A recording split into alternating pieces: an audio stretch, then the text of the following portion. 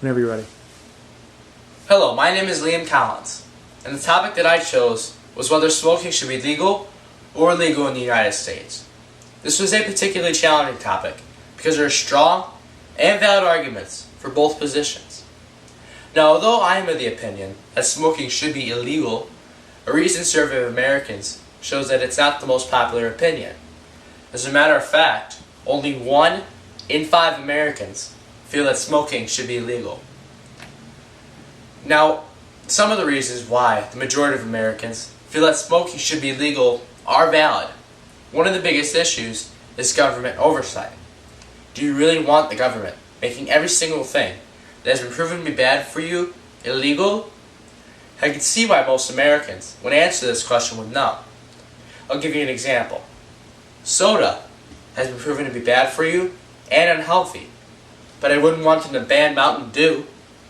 Studies have shown high fructose corn syrup and refined sugars can cause obesity, which is linked to diabetes and high blood pressure.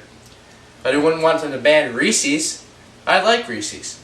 Just because they have sugar in them shouldn't make them illegal. What about things like bacon? I mean, bacon's amazing. Seriously, can you imagine if just because bacon may not be the healthiest thing in the world, that it was made illegal? The point is, I can understand why the majority of Americans do not support overbearing government oversight, passing laws and making everything that has been deemed unhealthy illegal.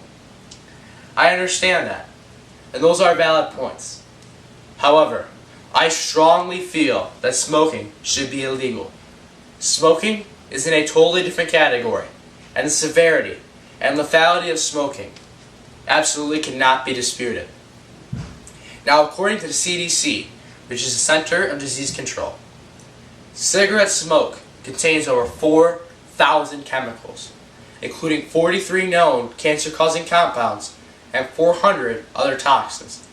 These include nicotine, tar, arsenic, as well as ammonia and DDT, which is used to kill bedbugs. So every time a cigarette smoker takes a breath of their cigarette, they're basically inhaling 4,000 chemicals at once. Now, these are just some of the effects that smoking has on the human body. Smoking can cause strokes and coronary heart disease, which are the 2 leading causes of death in the United States. Smoking also damages your blood vessels. It causes them to grow thicker and become narrower. This makes your blood pressure go up and your heart beat faster. Smoking is also the leading cause of lung cancer, as smokers are 12 to 13 times more likely to suffer from COPD or other respiratory diseases than those who don't smoke. Now you might be sitting here thinking, well, I don't smoke. I'm not going to smoke, so this doesn't affect me. Well, as a matter of fact, it does. Even non-smokers are affected by smoking. Those who are exposed to secondhand smoke at places like work or at home are 20 to 30% more likely to contract lung cancer, and they didn't even smoke. Can anybody tell me that it's supposed to be fair? Every cigarette someone smokes takes about 7 minutes off the end of their life. Every pack takes about 2 hours and 20 minutes off the end of their life. That's time they could be spending with their friends, their family, but instead, they're wasting it, smoking their lives away. Now, another point that has been brought up about why smoking should stay legal is the multi-million-dollar companies that produce cigarettes. Big businesses will find other ways to make money. That's what they're good at, making money. But the money that they make should not come at the expense of the health of the general public. So while we're talking about money, smoking also puts a huge financial burden on society. According to the CDC, this burden continues to rise. $96 billion, with a B, billion dollars is spent every year on the healthcare costs of smoking. $10 billion was spent on the healthcare costs of secondhand smoke-related healthcare. And companies lost $97 billion in lost productivity because of smoking. This was because smoking disabled their employees from being able to work, and they lost money because of it. Alright, so let's talk about the deaths, and the preventable deaths of smoking. Every year, smoking is responsible for 1 in 5 deaths in the United States. 1 in 5. Think about that for a second. 1 in 5. Look around. There's 30 people in this room? 30 or so?